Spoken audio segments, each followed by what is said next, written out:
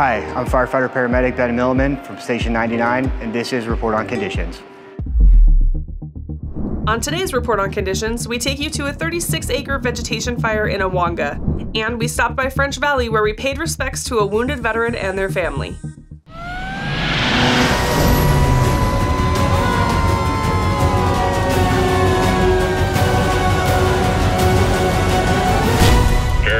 Engine 1 with Report on Conditions. Hi, and thank you for joining us on today's episode of Report on Conditions. I'm Maggie Klein de la Rosa.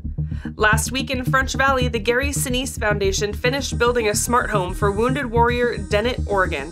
Let's go see how it went.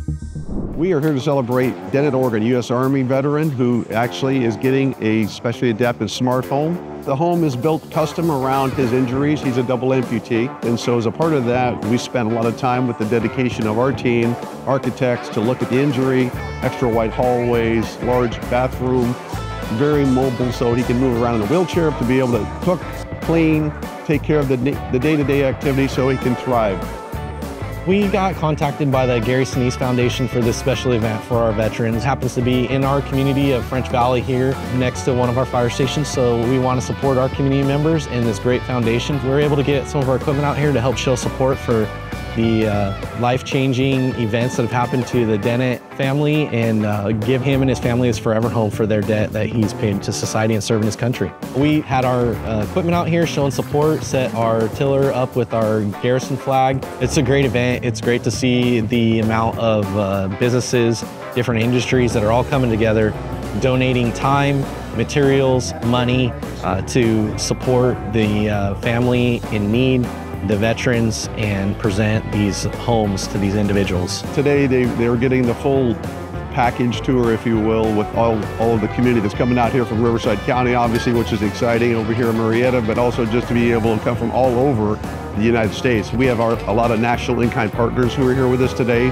from coast to coast, who lean in to provide in-kind product. It's a really beautiful community come together.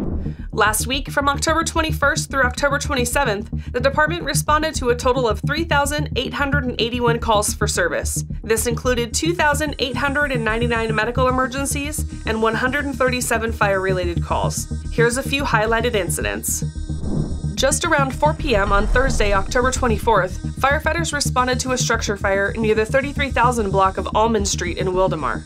The first arriving engine reported a single-story, single-family residence fully involved in fire.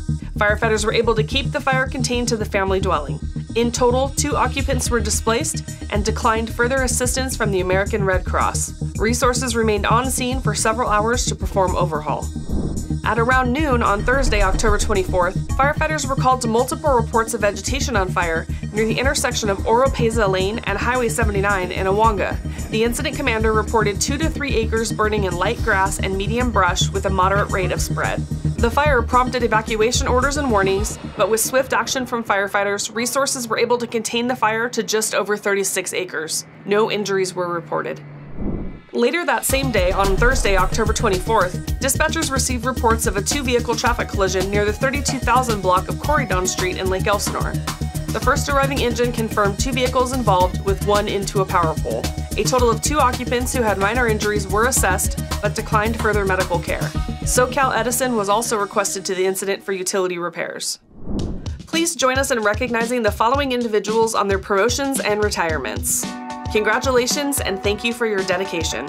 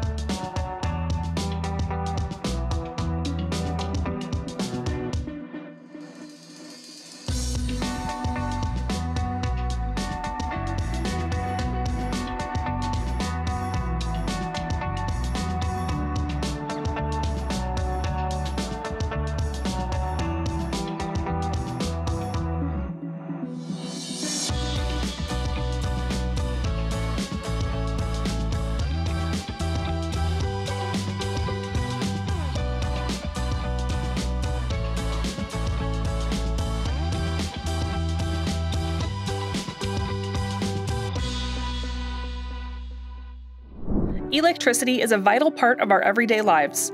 We use it to light our homes, to cook food for our families, and to make life more comfortable and easier for all of us. We all know that electricity can be dangerous when used improperly. Here's a few simple tips to ensure we are all being safe when it comes to electricity. Don't overload outlets. Plug in only one high wattage appliance per outlet. Be sure to inspect your cords regularly for damage or fraying. Stop using and replace damaged cords immediately.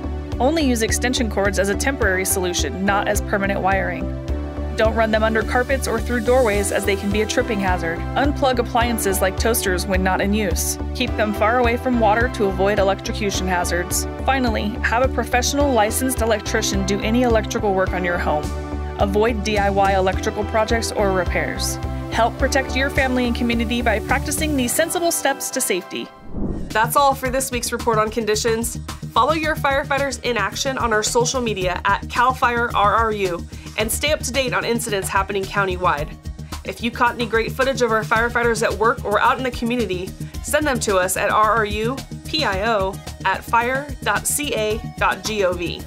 On behalf of your Public Affairs and Community Education Bureau, I'm Maggie Klein de la Rosa. Thanks for watching.